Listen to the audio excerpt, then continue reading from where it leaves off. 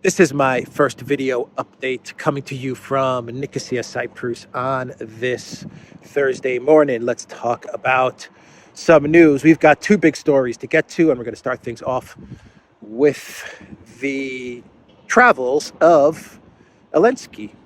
Zelensky is on tour, and he was in the UK yesterday, Paris yesterday evening, and now I believe he is going to be in Brussels to meet with the EU leaders. That's taking place today and tomorrow.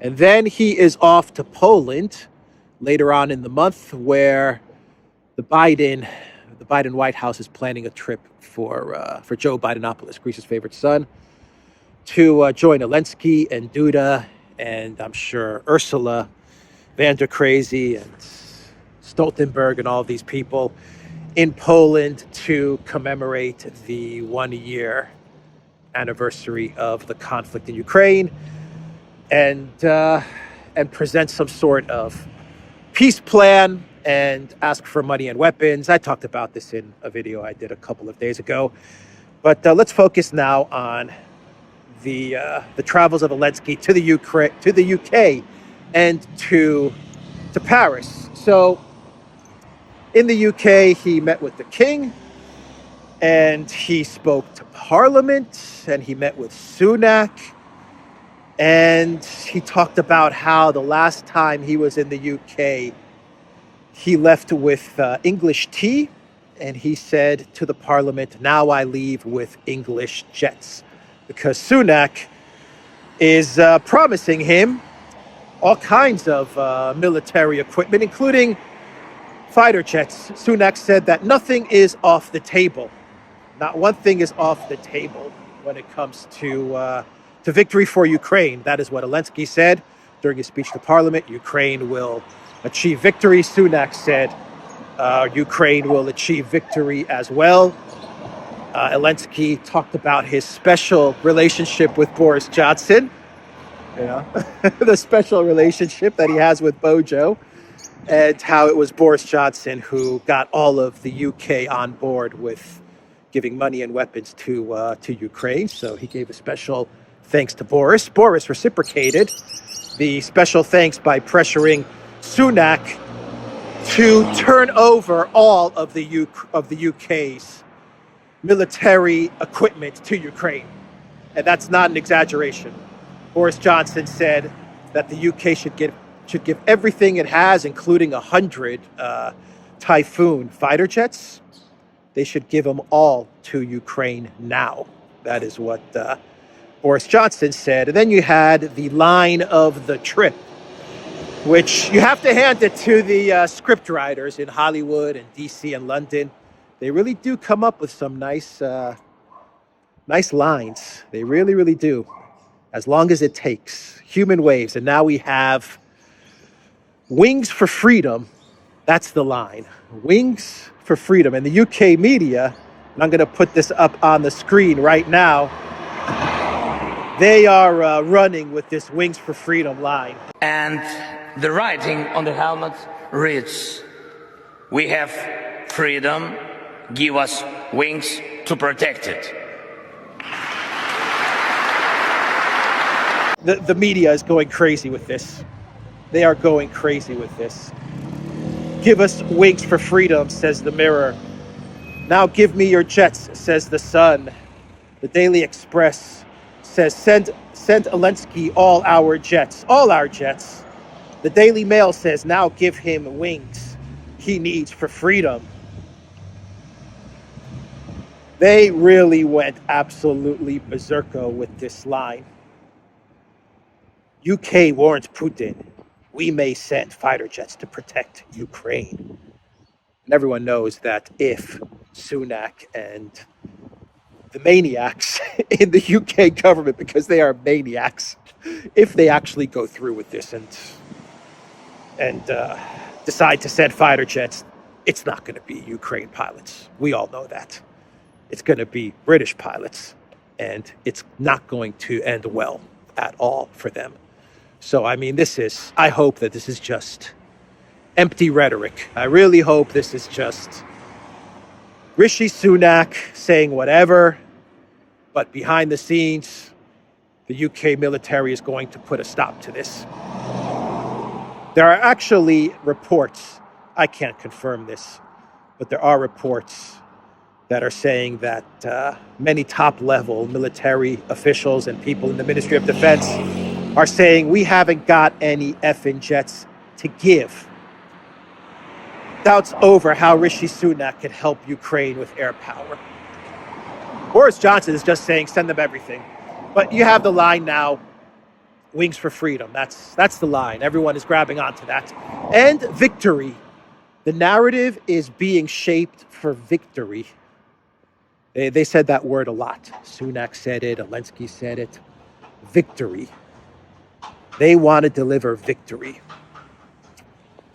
We know that they're not going to get victory in the Donbass. We know that. So how are they going to create this victory? How are they going to pull this one off? So Zelensky then traveled to Paris. And during his speech to Parliament, he gave this helmet to the Speaker of Parliament, which he said was like the helmet of, I don't know, Ghost of Kiev or something like that. And he said that our Air Force pilots are our kings, and this pilot is signed by our Air Force. This helmet is signed by our Air Force pilots, and the Speaker of the Parliament was really proud. He was like holding it up, and everyone was clapping. It was sad and it was sad. It was sad. Let's just leave it there. It was sad to see that these are the people that are running the UK. So then we had Zelensky going to Paris, where he met with Macron and Scholz. And Macron presented Zelensky with like the Medal of Honor, or the Medal of Clowns. I don't know what he gave him. He gave him some medal. I have no idea what Macron gave. I'm trying to find it if I have the article bookmarked. Oh, here we go. Order of the Legion of Honor. So does Zelensky really deserve this medal? The Order of the Legion of Honor? So sad. It is so sad to see the UK, France, and Germany reduced to this. So sad. And what else? Macron said that they're going to support Zelensky as long as it takes, and until they achieve victory. That is what Macron said. Olaf Scholz said the same thing. Let me get the quote here. We support Ukraine and will lead it to victory. Russia must not win this war. And Scholz added, we will continue to supply Ukraine with as many weapons as it needs. Just last week, Scholz said, we're not going to provide Ukraine with fighter jets. We're not going to put boots on the ground. And now he's saying we're going to give Ukraine whatever it needs. So there you have a shift. There you have a 180. So that's what's going on with Zelensky and his trips. And now he's off to Brussels. He'll be in Brussels right now.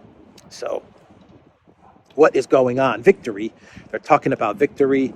They're going to give Zelensky as many weapons as he wants, whatever it takes, as long as it takes. Scholz said we're not going to provide fighter jets and boots on the ground, but now he's saying we're going to give Ukraine whatever they want. I said in my video update yesterday that Zelensky going to the UK is either bad news for Zelensky or it's going to be bad news for the Ukraine military.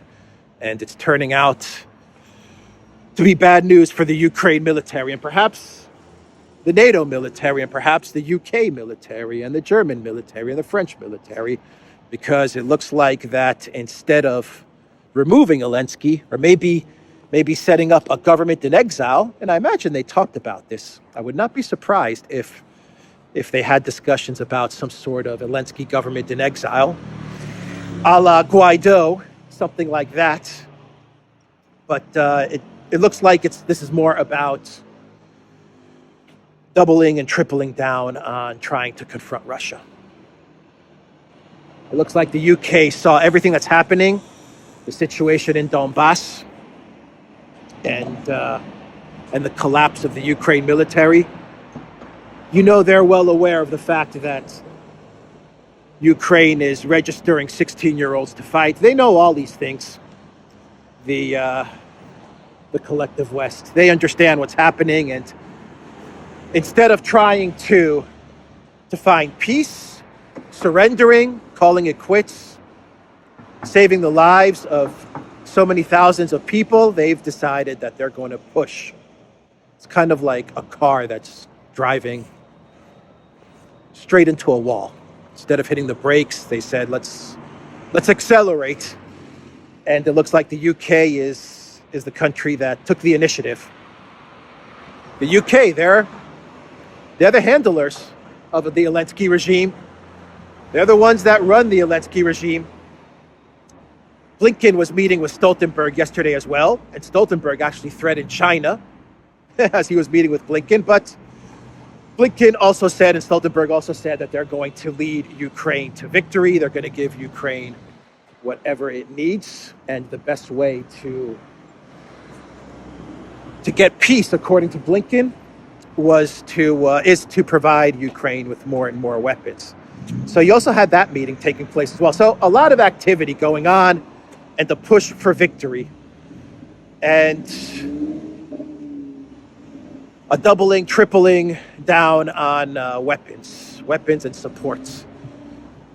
And if they do go through with the fighter jets, well, then that means that you're going to have I believe you're going to have direct NATO involvement in the conflict in Ukraine. And it's not going to be good for the pilots and for NATO, because Russia is also very prepared. I believe they're very prepared for all of this escalation. How is victory going to look? What do they mean when they talk about victory? Well, according to Zelensky, he said that the plan is for, and this is what he said in his statements, for Ukraine to not retreat from Bakhmut or Donbass, to hold the line until spring when all the weapons come, and then they can push the Russians out.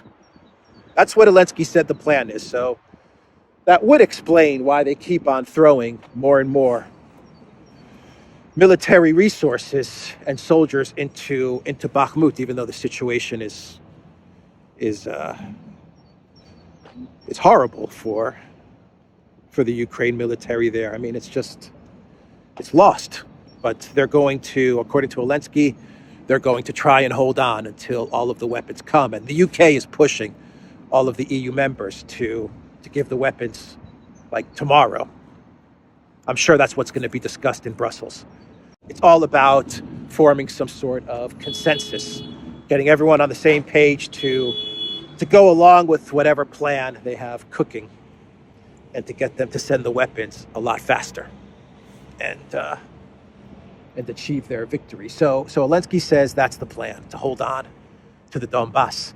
The other plan that's being floated around is the partition plan. And we're starting to get a lot of articles talking about partition, a whole lot of articles. Arestovich talked about partition in the style of the Korean Peninsula. Other publications were running articles talking about partition. A lot of publications in Poland also were talking about some sort of Korean-style partition. And Dmitry Medvedev, he noticed all this talk about some sort of freezing of the conflict and creating some sort of Korea partition of Ukraine. And he said it's not going to happen. Russia's not going to play along with that, because Medvedev said, rightly so, that the only purpose of a partition would be to create a type of Ukraine along the lines of South Korea, but a Ukraine that would be built up militarily, like built up to the teeth, and then, pushed to attack Russia again. And he said it's not going to happen. So partition could be the victory that they're talking about. Partition. Maybe that's how they're going to frame this as some sort of victory. And then you have the scenario of which we've talked about, which is of a type of reconstituted Poland, West Ukraine type of thing, whatever form that may take. I don't even know what form that may take. If it would be a part of Poland, or if it would be, as many people call it, a type of territory or protectorate, or part of the Lublin Triangle with Poland, Lithuania. I don't know about that, but the possibility of a partition is, I think it's very strong now. I think it's picking up momentum, this idea of a partition. Newsweek's running with stories about this. Aristovich talked about this. A lot of media is starting to talk about this. It seems like they're trying to get everybody on board, including people in Ukraine, with this type of partition plan, if that is indeed the plan. Once again, Zelensky said that he's focused on holding the line in the Donbass, getting all of the equipment, and then pushing the Russians back. That's what Zelensky is saying publicly. Of course, we all know that Zelensky isn't calling the shots. The people that are really calling the shots are in D.C. And specifically, it's 4 people, maybe 3.5 people that are calling the shots. It is Biden, Newland, Jake Sullivan, and Blinken. Blinken's the half.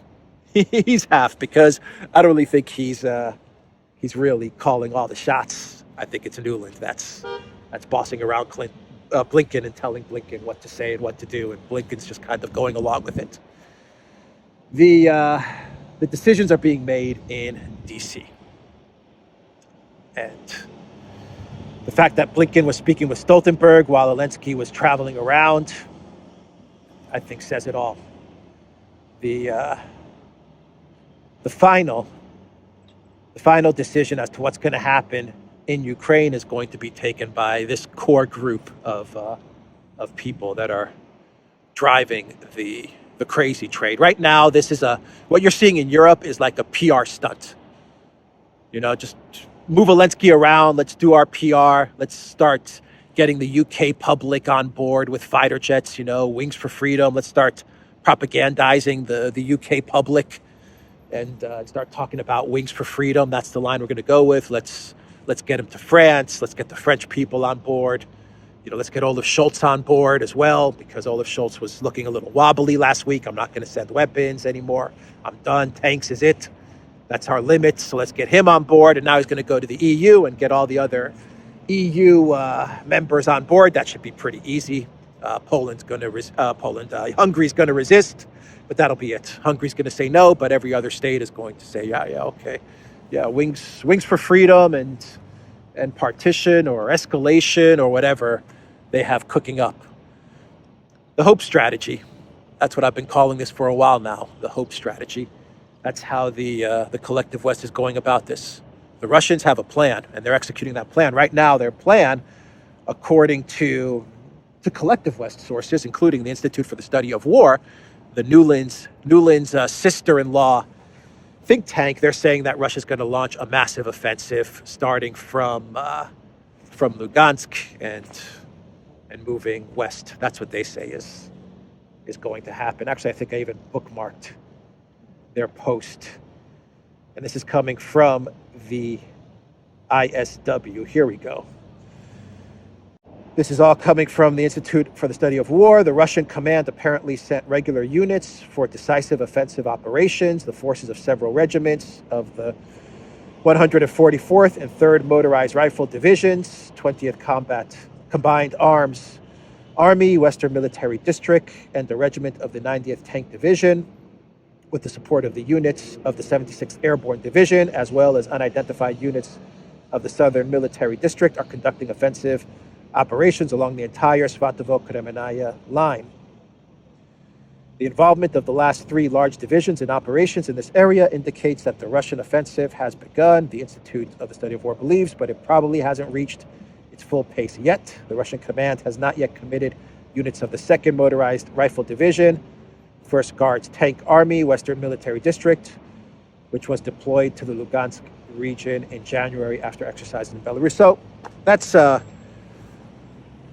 coming from the collective West. They believe that in the next 2 weeks, perhaps by January 15th to the end of, by February 15th to the end of February, they believe that Russia is going to begin this massive offensive, and it's going to launch from Lugansk. That's what they're saying. So the Russians, I don't know what the Russians are going to do. No one knows. But my belief is that the Russians have a plan, and they're going to stick with that plan. And of course, they can change their plans and switch things up if the situation on the ground calls for it. But I think the Russians are not looking at timelines. They're not looking at anniversaries and stuff like that. And they have a plan, and they're going to execute on that plan. And I imagine this plan has been in the works for a while now. Putin, by the way, he met with members of the Security Council yesterday evening at 12 at night, 12 midnight, or half past 12 midnight, something like that. Like in really late at night, he met with the Security Council and the military command. I don't know if that means anything. Maybe it does, maybe it doesn't. Putin is definitely a hard worker, so I wouldn't be surprised if he has meetings at strange hours, but it could signal something. The drone strikes in Kharkiv and Latvia, these drone factories were destroyed. I'm sure that, I believe that the Kharkiv one for sure, Russia destroyed that drone factory, that drone facility, but the Latvia one, probably, maybe payback for what they did in Iran. Possibly. I don't know. That's just my thoughts there. Anyway, what was I saying? The decisions, they get taken in D.C. by this group of maniacs. And this is confirmed with the other big story that we got yesterday, which is the Seymour Hersh article, which also claims, if you believe what Seymour Hersh reported, it claims that this group of decision makers, Biden, Nuland, Sullivan, and Blinken, they're the ones that decided to blow up the Nord Stream pipelines. And the title of Seymour Hersh's article, which I will put a link to down below, but I'm positive that many of you watching this video have read this article, is How America Took Out the Nord Stream Pipeline. That is the title. And in this article, Seymour Hersh has some sources with an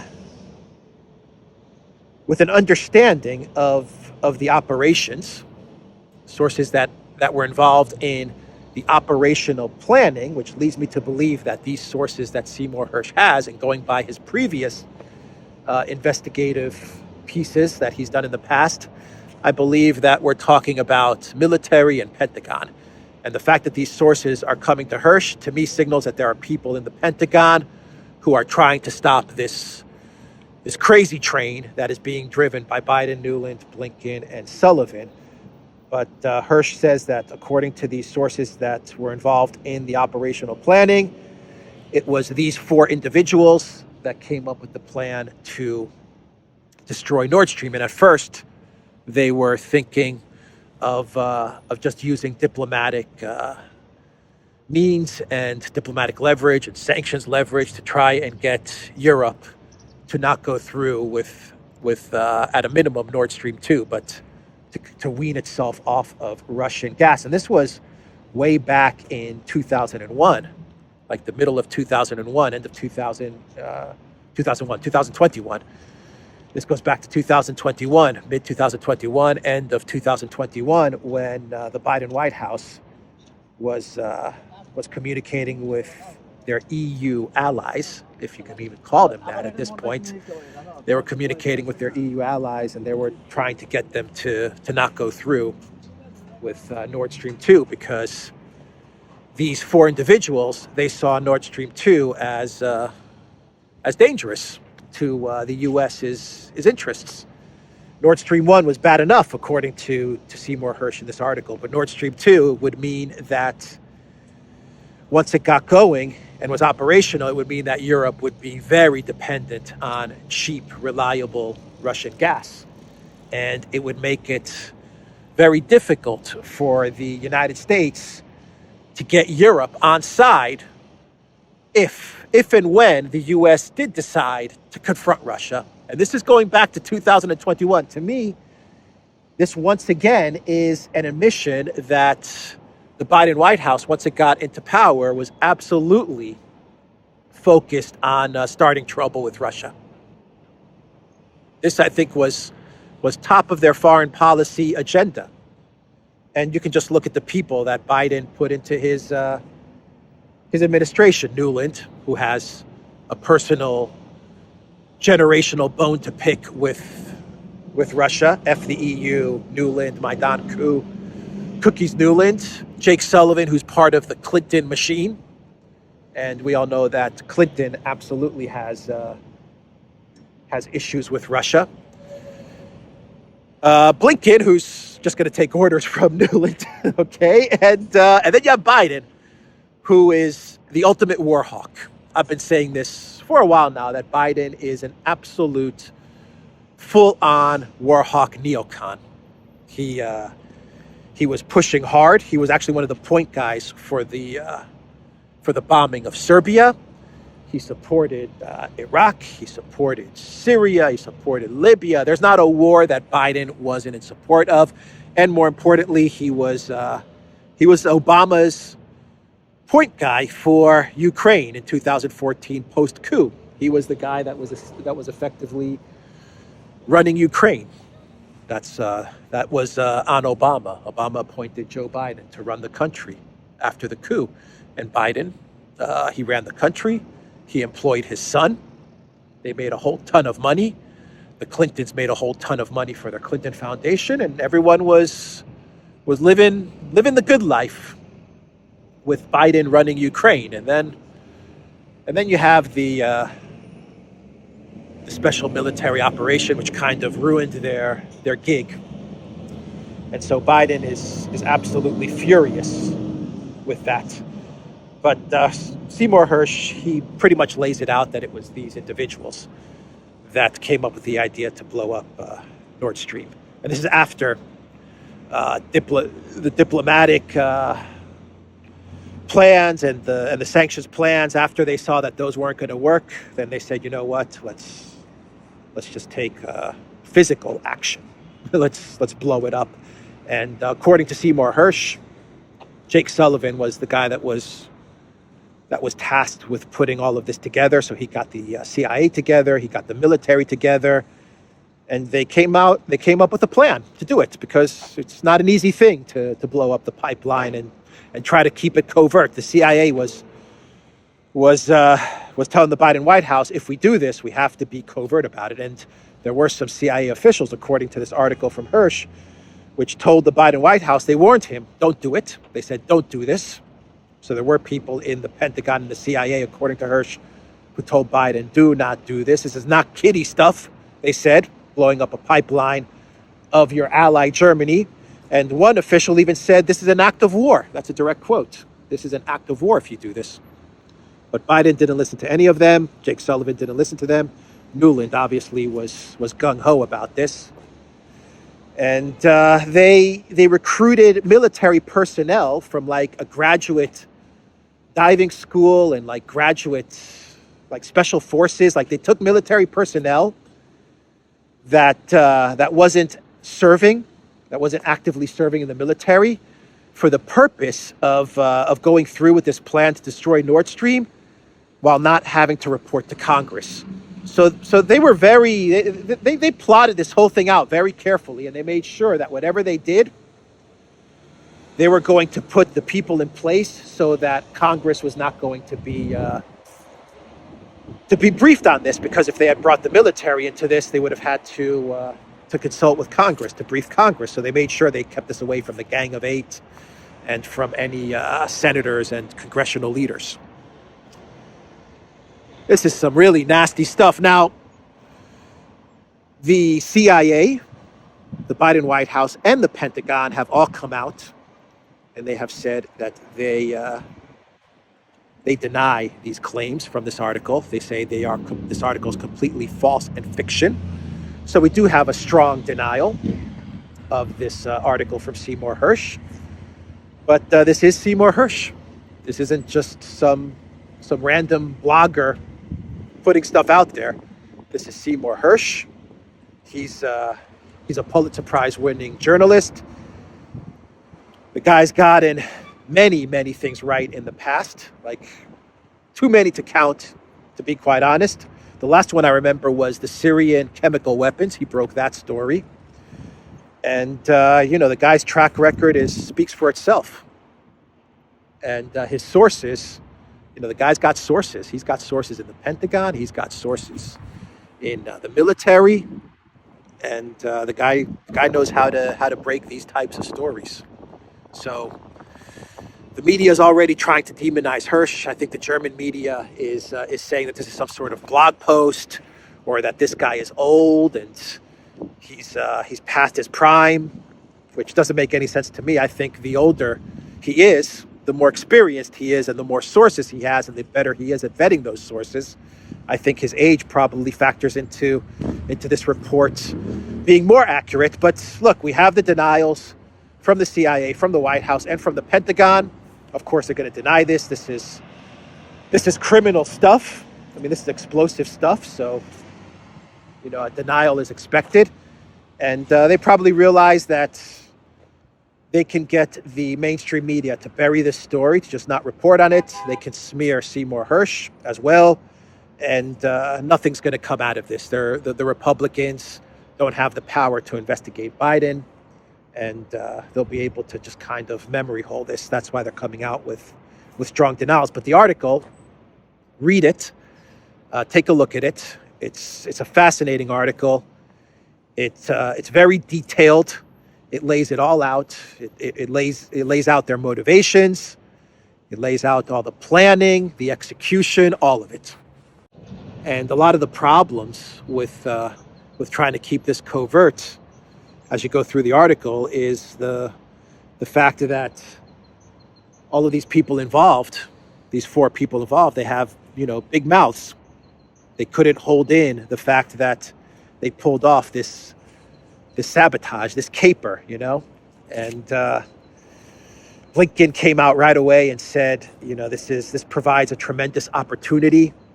And then you had Biden, who came out during a press conference with Olaf Scholz, I believe, on February 7th, if I'm not mistaken, and said that we're going to blow up Nord Stream. We're going to do it. And he was asked by a reporter, how are you going to do it? And he's like, we're going to do it, believe me, because the plan had already been set. They already had the plan in place. And Nuland also said the same thing before the sabotage happened. And then afterwards, just a couple of weeks ago, she was telling Ted Cruz that she's happy that this hunk of metal, that this Nord Stream is now a hunk of metal at the bottom of the ocean. So they couldn't hold it in.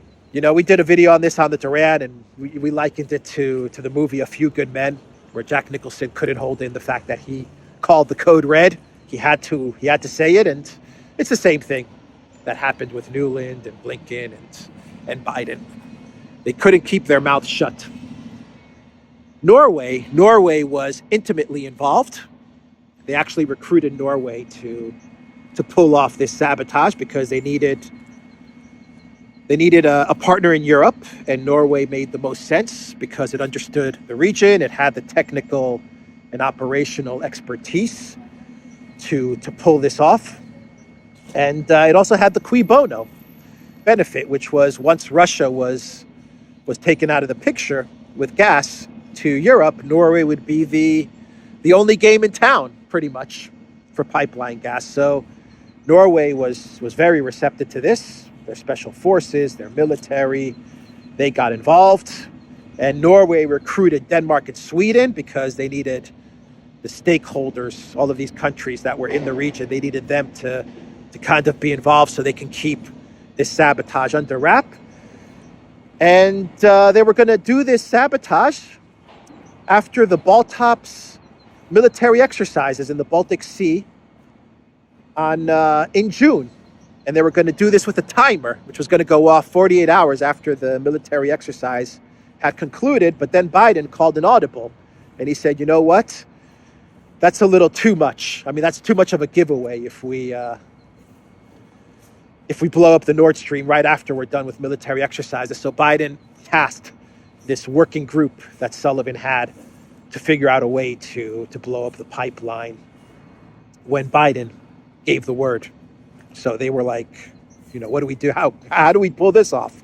We don't know when Biden's going to tell us to detonate these explosives. It could be in a month. It could be in 3 months. They had some real technical difficulties pulling this off. But then you have the fact that the Russians are patrolling the area as well. They're surveilling the area as well. And so anyway, long story short, they concocted a scheme where Norway would fly a plane and drop a sonar buoy into the ocean. That sonar buoy would lead to triggering the explosives. It's outlined in the article that Seymour Hersh has. Take a look at it. They figured it out. It was hard, and the sources told Seymour Hersh that this was not an easy project, but they figured it out, and that's how it was done. Biden gave the word. Norwegian plane flew over this region, and the sonar buoy was dropped, and kaboom, that was it. So that's big news. The final paragraph of Seymour Hersh's article, one of the final paragraphs, sentences, says, ask the source, what do you think of Biden's decision to do this? Like, what do you make of it? And the source said, well, he said, speaking of the president, I got to admit, the guy has a pair of balls. He said he was going to do it, and he did. And then he asked the source about Russia and why Russia has failed to respond for now. And the source said cynically, maybe they want the capability to do the same thing the U.S. did. Yeah. Critical infrastructure is now on the table. Communication lines, satellites, internet cables. It's all fair game now. If you go by these rules, it's all fair game. Good job, Joe Biden. Really good job. But he said Biden has a lot of balls, he says. It's quite an interesting statement, which to me signals that Biden is going to drive Ukraine all the way to the end. They're going to push for something big in Ukraine, at least in their minds. They're going to push this as far as they can push it, because these guys are maniacs. They're maniacs, man. I'm telling you, that's what we're dealing with. So yeah, the whole Seymour Hersh thing. Just to wrap it up, it's like if you buy into the article, if you believe what Seymour Hersh is reporting, it's like speaking to the security guards at the Epstein prison. That's what it's like. We all know what happened. We all understand what happened. We all know kind of who did it. We all have an idea, but we just don't know the details. We don't know how they plotted it and their motivations and how they were discussing it. For me, Norway was a surprise. The fact that Norway was so involved in this, that was a surprise to me. But it makes sense. It absolutely makes sense. I mean, you can see Norway's motivation in this. But it's like, that this happened, kind of who did it, but you just don't have all of the pieces to put it together. Well, this article has all the pieces. So it's like the security guard at the Epstein prison kind of coming out and saying, look, this is how we did it. This is how we plotted it. This is how we went about it. This is how it happened. This is who did it. And there you go. Here's the surveillance tape. Here you go. And then you're like, oh, okay. I knew it was something like that. I knew it was something like that, but now I get it. That's what this article was about. Anyway, let's, do I have a clown world, or should my clown world be Wings for Freedom? should that be my clown world? Wings for Freedom. Incredible. Absolutely incredible. Zelensky, when he was speaking with Sunak, he looked a little bit dazed and confused in his green sweatshirt, speaking to the parliament and meeting the king in his green sweatshirt. They really do take the role to the extreme, don't they? They're very serious about the optics. Zelensky also admitted that he wasn't going to implement the Minsk agreements. Okay. This is also coming out. He said in a statement that after meeting with Merkel and Hollande, he said, and going to the front line, he said, there's no way I'm going to implement the Minsk agreements. Forget about it. Off the table. Okay, I don't think this is a big surprise there. How about this one? The Metropolitan Museum of Art in New York has renamed The Russian Dancers by Edgar Degas. Now the picture of the French impressionist is called Dancers in Ukrainian Costumes. This was reported by art historian and journalist Oksana Suamenik, who for several months sought to change the name and sent letters to the museum. There you have it. Changing the name of a Degas painting. De-Russification, right? Talked about this yesterday. De-Russification. All right, everybody, that's the video. The Duran.locals.com. Go to the Duran shop as well. 10% off. Use the code GOODDAY. And what else? We are also on Rockfin. We are also on Telegram and BitChute and Odyssey and Rumble. Check us out on Rumble as well. Take care.